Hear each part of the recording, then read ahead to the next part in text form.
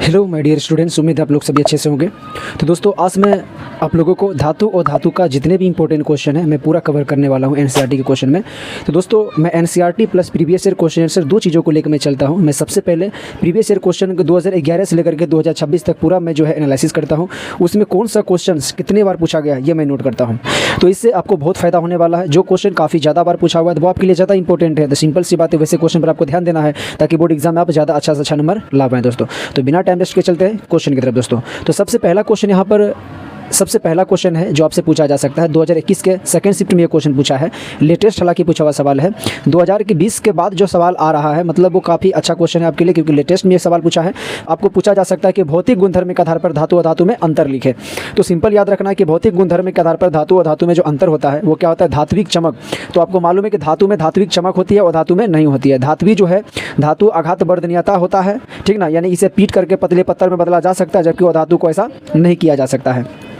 धातु में तन्यता का गुण पाया जाता है भौतिक आधार पर। तन्यता का मतलब पतला, ठीक ना, कि मतलब पतला तार में बदला जा सकता है, लेकिन वो धातु में ऐसा गुण नहीं होता है। कठोरता, धातु कठोर होती है जबकि वह धातु कठोर नहीं होती है पर ज़्यादा नहीं होता है। धातु जो होता है वो उष्मा एवं विद्युत का सुचालक होता है, जबकि वह धातु कुचालक होता है। 6 नंबर में कह रहा है कि धातु का गलनांक जो होता है वो उच्च होता है। उच्च का मतलब हो गया कि वो अधिक तापमान पर वो मतलब जो है पिघलेगा, ठीक ना, अधिक तापमान पर। ज़्यादा तापमान मिलेगा तब, कम तापमान पर नहीं। तो उच्च होता है उसका, वह धातु की तुलना में धातु का जो गलनांक है वो ज़्यादा अधिक जो है उच्च होता है। एक है ध्वनिक, यानी कि धातु को पीटने पर ध्वनि उत्पन्न होता है, एक अलग तरह का आवाज़ निकलती है, जबकि वह धातु में जो है ध्वनि उत्पन्न नहीं होता है। तो ये आपका हो गया भौतिक आधार पर धातु और धातु में अंतर। आगे क्वेश्चन देखते हैं दोस्तों। तो दोस्तों, एक ये क्वेश्चन है जो आपको याद रखना चाहिए। 2024 के फर्स्ट शिफ्ट में यानी कि भी लेटेस्ट क्वेश्चन पूछा हुआ है, जिसमें पूछा जा सकता है कि अगर धातु के पतले तार के रूप में खींचने की क्षमता को तन्यता कहा जाता है। सोना, ये एग्जाम में पूछेगा कि वह कौन सा धातु जो है जिसमें तन्यता का गुण सबसे ज़्यादा होता है। तो आपको याद रखना है कौन हो जाएगा, सोना हो जाएगा। सोना धातु में तन्यता का गुण सबसे अधिक होता है। ओके, सोना सबसे अधिक तन्य धातु है। और कह रहा है कि 1 ग्राम सोने को 2 किलोमीटर लंबा तार खींचा जा सकता है। तो ये एग्जाम के लिए काफ़ी इंपॉर्टेंट है, आपसे पूछा जा सकता है कि 1 ग्राम सोने को कितने लंबा तार में खींचा जा सकता है। तो 2 किलोमीटर लंबा तार में खींचा जा सकता है। तो इसको आप जरूर नोट कर लें। तो आगे देखते हैं दोस्तों। अब दोस्तों, ये जो क्वेश्चन है दोस्तों, ये 2011 से लेकर के 2025 तक देख सकते हैं कितने बार 2026 के फर्स्ट शिफ्ट सेकंड शिफ्ट में भी पूछा गया है। तो बहुत साल ये क्वेश्चन जो है बहुत बार पूछा गया एग्जाम में। और इस क्वेश्चंस का मैं वीडियो स्पेशल मैं बना चुका हूं दोस्तों। ओके, ये जो पेज जो आपको दिख रहा है, ये सारे क्वेश्चन को मैं एक अलग वीडियो में मैं अपलोड कर चुका हूँ। तो आप चाहे तो वहाँ जाकर के आप देख सकते हैं। हालांकि ये क्वेश्चन को मैं बता चुका हूँ, पूरा एक्सप्लेन कर चुका हूँ। तो इसमें सिंपल से आप देख लीजिए, मेन पॉइंट मैं बता दे रहा हूँ जो एग्जाम में पूछा जा सकता है। तो आपसे पूछा जाएगा कि वह कौन धातु है जो कमरे के तापमान पर द्रव अवस्था में होता है। वो क्या हो जाएगा, पारा। ये काफ़ी इंपॉर्टेंट एग्जाम में पूछा गया सवाल है। फिर आपसे पूछेगा दोस्तों कि हीरा जो है किसका अपरूप है। तो कार्बन का अपरूप है। आपसे पूछा जाएगा यहीं से सवाल, वह कौन सा जो है धातु है जो प्राकृतिक का सबसे कठोर धातु है, पदार्थ है। तो वो क्या हो जाएगा, हीरा हो जाएगा। ये आपको एग्जाम में पूछा गया सवाल है, काफ़ी इंपॉर्टेंट है। आपसे पूछा जा सकता है कि कार्बन के अपरूप कौन कौन होते हैं। तो हीरा होता है, ग्रेफाइट होता है दोस्तों, एक फुलरिन होता है, ठीक ना। ये 3 को जो है हीरा कार्बन के अपरूप होता है।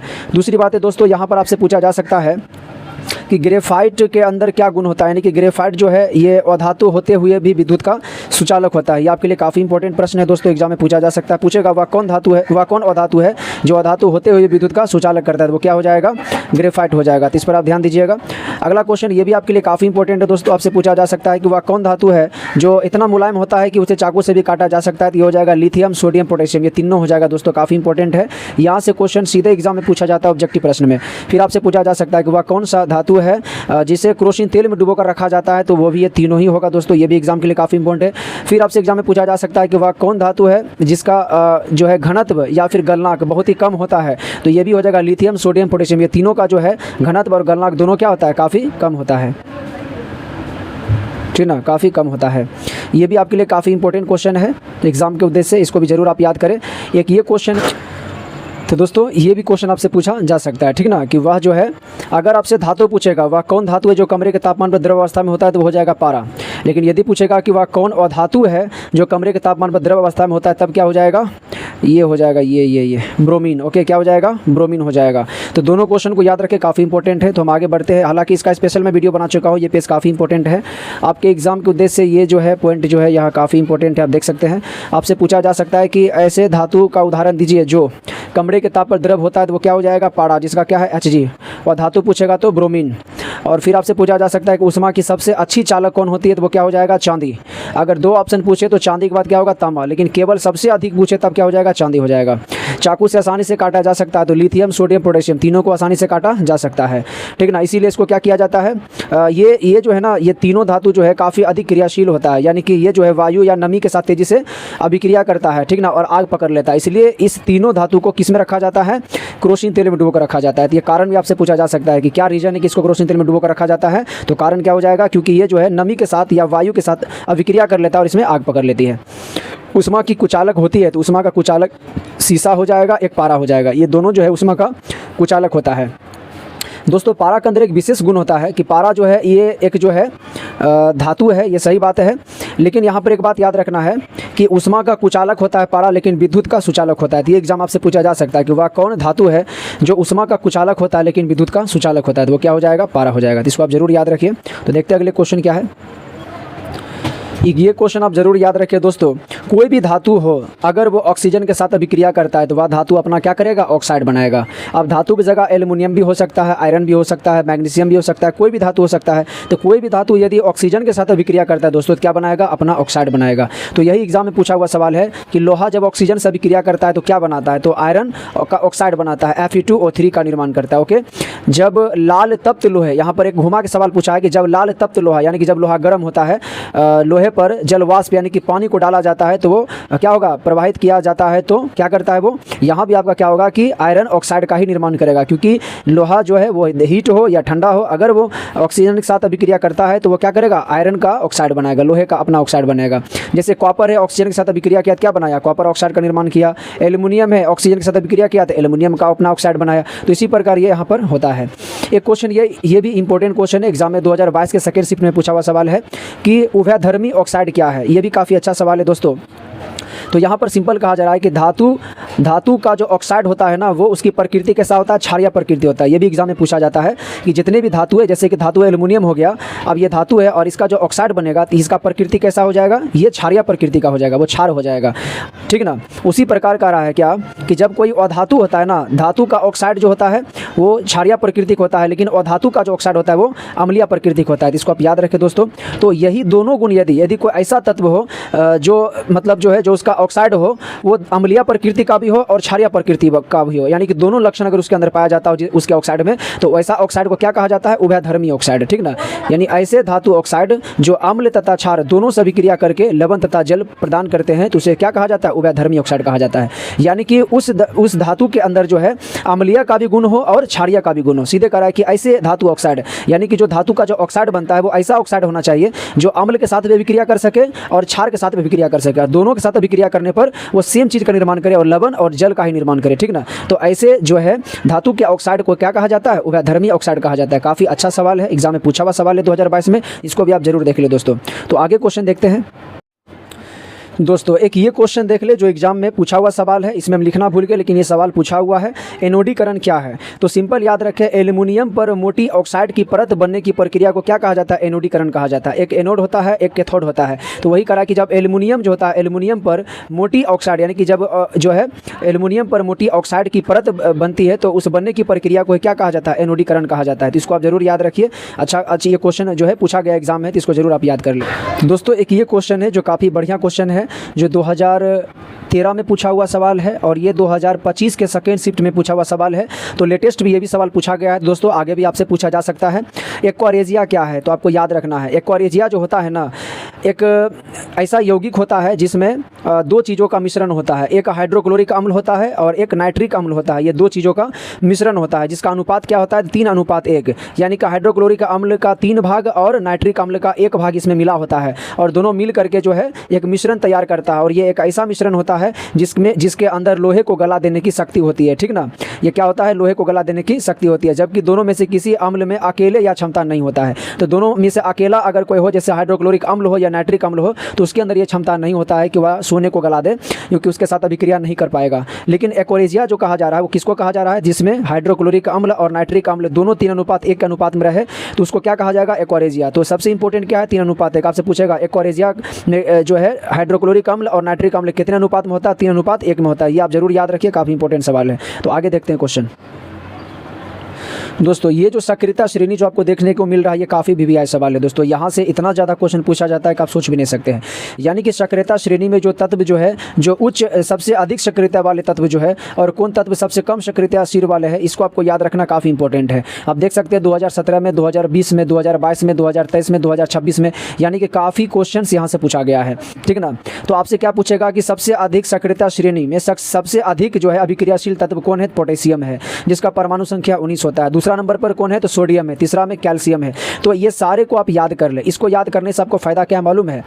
विस्थापन अभिक्रिया जो था ना, तो विस्थापन अभिक्रिया में यही पूछा जाता है, यानी कि जो अधिक अभिक्रियाशील तत्व होता है ना, उसके द्वारा कम क्रियाशील तत्व को विस्थापित करके उसका स्थान ये खुद ग्रहण कर लेता है। तो इसी प्रक्रिया को क्या कहा जाता है? विस्थापन अभिक्रिया।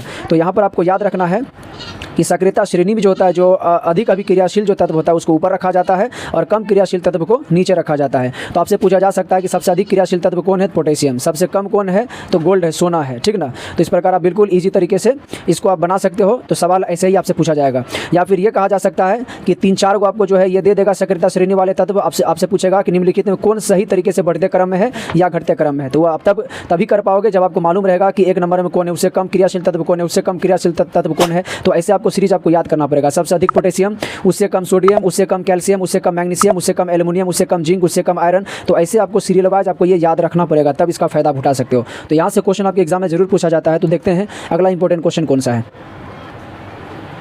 तो दोस्तों ये क्वेश्चन आपके लिए काफ़ी इंपॉर्टेंट, जो एग्जाम में बहुत बार पूछा गया था। आप देख सकते हैं 2011, 19, 20, 21 के दोनों शिफ्ट में, 23, 26 के दोनों शिफ्ट में, 23 के यहाँ पर, 24 के 25 में भी पूछा गया। तो बहुत बार एग्जाम में ये पूछा गया है। तो ये किससे पूछा गया है? धातु, अधातु और उपधातु से। तो आप नीचे में यहाँ पर देख सकते हैं, तीनों को नोट कर रखे हैं। ये आपका धातु है, ये अधातु है और ये उपधातु नीचे में हम लिखे हुए हैं। तो ये भी जो क्वेश्चन है ना, इस पर भी हम एक अलग से मैं वीडियो बना चुका हूँ दोस्तों। तो वहाँ पर आप जाके इसको बढ़िया देख लीजिए। तो वहाँ पर हम अच्छे से इसको समझाएं स्पेशल वीडियो में, तो वहाँ पर आपको ज़्यादा समझ में आएगा, ठीक ना। तो धातु, अधातु, उपधातु चैप्टर का नाम ले करके हम बढ़िया से वीडियो इस पर बना चुके हैं। तो वहाँ पर जाकर आप देख सकते हैं, काफ़ी इंपॉर्टेंट है। वहाँ पर आपको जरूर बढ़िया से कंटेंट आपको मिलेगा और पसंद आएगा। तो वहाँ पर जाकर आप देख सकते हैं वहाँ पर। तो दोस्तों मैं बिल्कुल बताते हुए आगे चलती, अच्छा क्वेश्चन है, एक बार थोड़ा जाकर वीडियो आप देख लीजिएगा। एक यहाँ पर ये जो है पेज, यहाँ जो आप हम लिखे हुए हैं पीरियोडिक टेबल आवर्त सारणी, तो इससे भी संबंधित हम वीडियो स्पेशल क्लास में बना चुका हूं। देखिए दोस्तों, जो इंपॉर्टेंट टॉपिक होता है ना, उसका वीडियो लॉन्ग जाता है। सिंपल सी बात है, इतना बड़ा वीडियो को अगर हम बनाएंगे तो फिर दिक्कत हो जाएगा, वीडियो 2-2 घंटा में चला जाएगा। तो इसको छोटा करने के लिए हम क्या करते हैं कि जो इंपॉर्टेंट टॉपिक होता है ना, उसको अलग ही वीडियो में बता देता हूँ। तो यहाँ पर पीरियोडिक टेबल जो है आवर्त सारणी, ये भी काफ़ी इंपॉर्टेंट है। देख सकते हैं मेरा कॉपी का हाल क्या, नीचे से ऊपर तक देखिए कितना गचा हुआ है। तो यहाँ से बहुत सारा सवाल आता है, काफ़ी इंपॉर्टेंट टॉपिक है। तो एक बार पीरियोडिक टेबल जो मेरा वीडियो स्पेशल है, वहाँ पर जाकर आप जरूर देख लीजिए, आपको फायदा वहाँ पर जरूर होगा दोस्तों। तो हम आगे चलते हैं, अगला क्वेश्चन देखते हैं। ये क्वेश्चन काफ़ी इंपॉर्टेंट है दोस्तों। आप देख सकते हैं, देख रहे हैं कितना गजगज कर रहा है। यानी एक भी साल ऐसा नहीं जो पीरियोडिक टेबल से छुटा हुआ है, पूरा साल पूछा हुआ सवाल है। तो इतना इंपॉर्टेंट है, आप इसको जाकर के आप जरूर देखें, इसको मिस कभी मत कीजिए दोस्तों। तो आगे देखते हैं क्वेश्चन और इंपॉर्टेंट क्या है। तो दोस्तों ये भी इंपॉर्टेंट क्वेश्चन है, जिसमें कहा जा रहा है खनिज और अयस्क क्या है। तो काफ़ी इंपॉर्टेंट है, मोस्ट वीवीआई सवाल ये भी है, क्योंकि आप देख सकते हैं 2016, 19, 20, 22, 24, 25, 26 के दोनों शिफ्ट में पूछा गया सवाल है। तो आप सोच सकते हैं कितना इंपॉर्टेंट है। तो इस पर भी जो सबसे ज़्यादा इंपॉर्टेंट, मतलब उस पर मेरा स्पेशल वीडियो, तो यहाँ से भी मैं स्पेशल वीडियो में दोस्तों बना चुका हूँ। तो आप जाकर के वहाँ पर आप जरूर एक बार देखिए, आपको स्क्रीन पर दिख रहा होगा थंबनेल, तो जरूर जाकर के आप वॉच कीजिए दोस्तों। काफ़ी जो है इंपॉर्टेंट टॉपिक है दोस्तों, तो इसका स्पेशल मैं वीडियो बना चुका हूँ। तो देख सकते हैं कितना इंपॉर्टेंट सवाल है, ठीक ना। तो उसके बाद इसी में जो है मैं 4 क्वेश्चन को मैं डील किया हूँ, अयस्क, खनिज, गेंग और निस्तापन भर्जन। ये 5 टाइप के सवाल एक ही वीडियो में है, जो काफ़ी इंपॉर्टेंट है, ठीक ना। तो जाकर के आप जरूर देखिए वीडियो, मैं वीडियो इस पर अलग से मैं बना चुका हूं दोस्तों। तो आगे क्वेश्चन देखते हैं।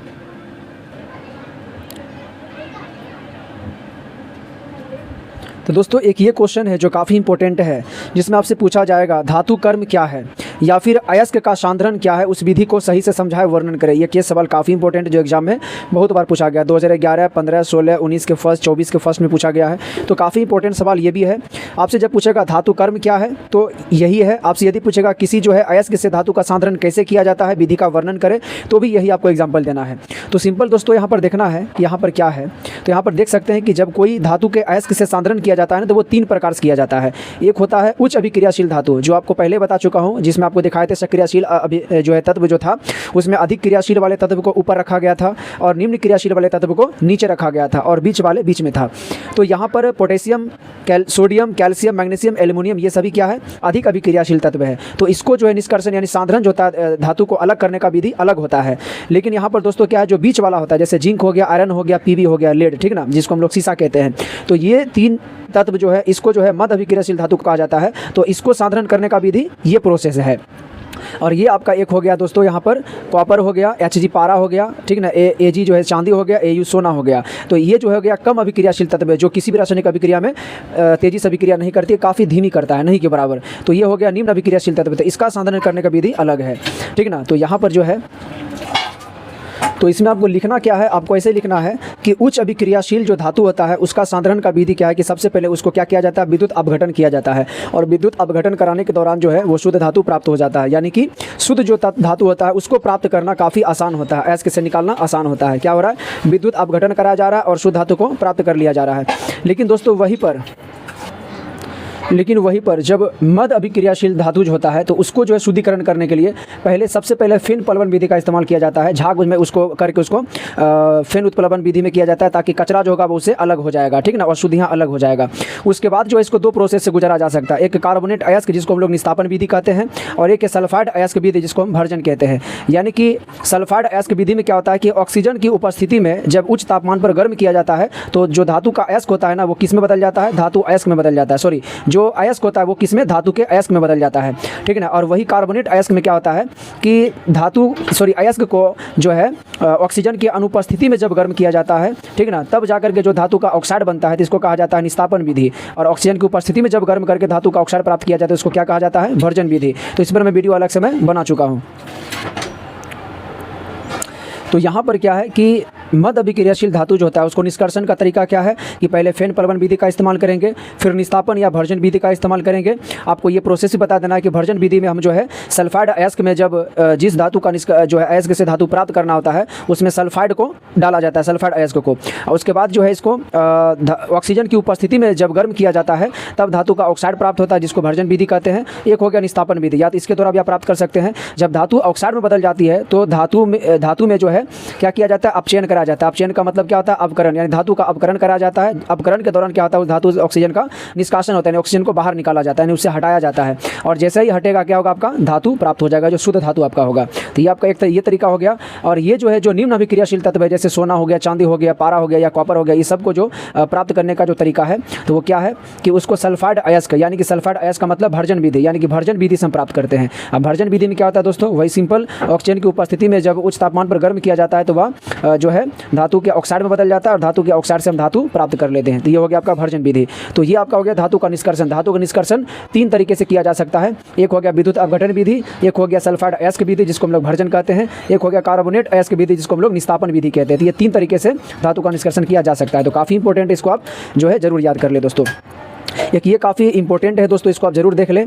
जो आपको धातु का नाम देगा और कहा जाएगा इस धातु का निम्नलिखित में कौन अयस्क है, या फिर अयस्क का ही नाम दे देगा, कहेगा बॉक्साइड किस धातु का अयस्क है, एल्युमिनियम का है दोस्तों। कहेगा हेमेटाइट या मैग्नेटाइट किस धातु का अयस्क है, क्या हो जाएगा, आयरन का है दोस्तों। तो इस प्रकार भी आपसे पूछा जा सकता है। तो ये देख सकते हैं कितने बार एग्जाम में पूछा गया है, लगभग एक भी साल मिस नहीं है। तो काफ़ी बार एग्जाम में पूछा गया ये सवाल, तो इसको आप जरूर देख ले दोस्तों, काफ़ी इंपॉर्टेंट है। तो चलते हैं आगे क्वेश्चन की तरफ।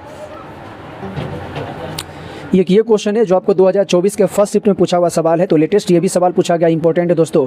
आपसे पूछा जाएगा संक्षारण क्या है। तो सिंपल आपको याद रखना है, बोलना है जब कोई लोहे को खुले वायु में छोड़ दिया जाता है तो वह जलवाष्प के साथ ऑक्सीजन से अभिक्रिया करके उसके ऊपर एक भूरा कलर का परत चढ़ जाता है जिससे उसका क्षरण होता है, तो उसी को क्या कहा जाता है, संक्षारण कहा जाता है। तो काफ़ी ईजी आप इसको बता सकते हो। आप यहाँ पर एक सवाल और पूछेगा जो काफ़ी इंपॉर्टेंट है, और वो सवाल ये होगा दोस्तों, आपसे पूछेगा संक्षारण से सुरक्षा, यानी कि ये देख सकते एग्जाम में कितने बार पूछा गया सवाल है। तो ये काफ़ी इंपॉर्टेंट है, 2019, 20, 21 के 22, 24 में पूछा, 26 के सेकंड शिफ्ट में पूछा, यानी कि कंटिन्यू ये भी एग्जाम में पूछा हुआ सवाल है।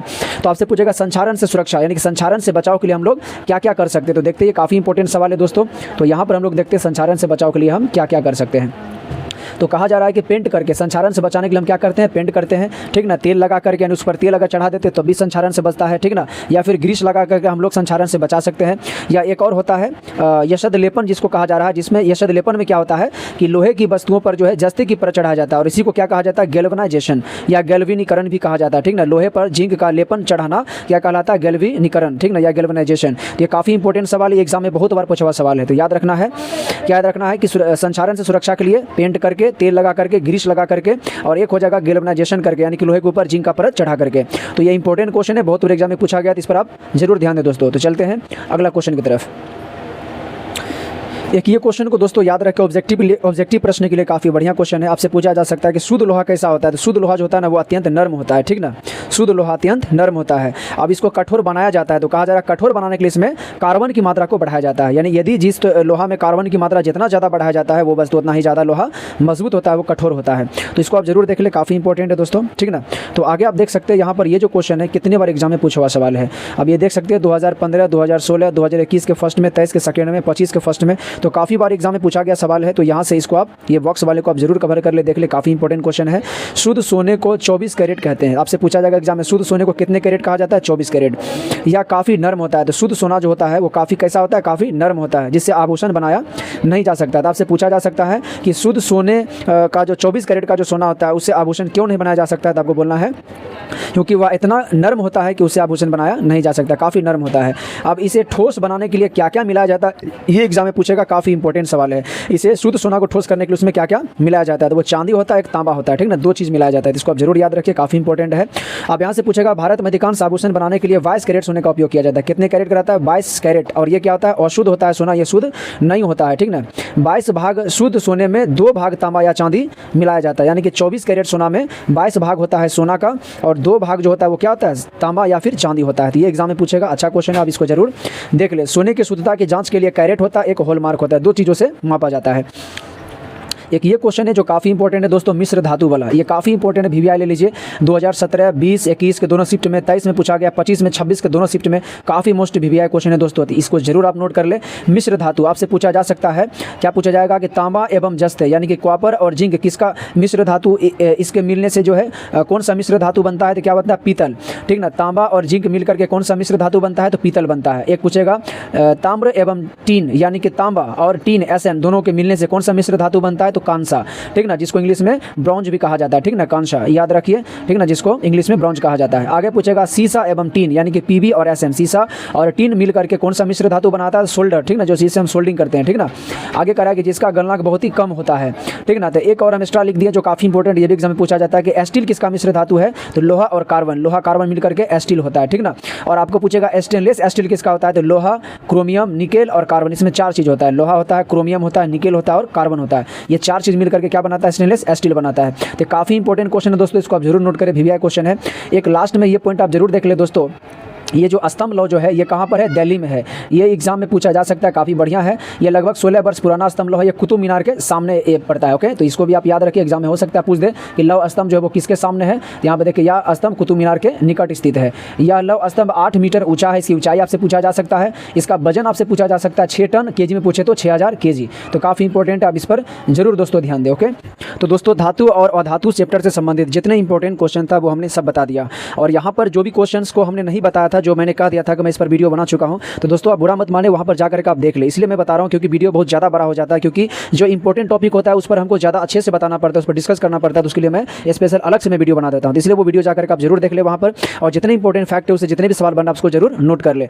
तो उम्मीद है आपको वीडियो बहुत अच्छा लगा होगा दोस्तों। यदि आपको वीडियो अच्छा लग रहा है तो आप वीडियो को जरूर जो है लाइक करें दोस्तों, और चैनल को सब्सक्राइब करें, ताकि मैं जितने भी वीडियो अपलोड करूँ अब तक सबसे पहले जाए दोस्तों। तो आप अपने दोस्तों को भी शेयर कीजिए ताकि वो भी इसका लाभ उठा सके दोस्तों। तो फिर मिलते हैं आप लोगों से अगले वीडियो के साथ, तब तक के लिए जय हिंद, जय भारत।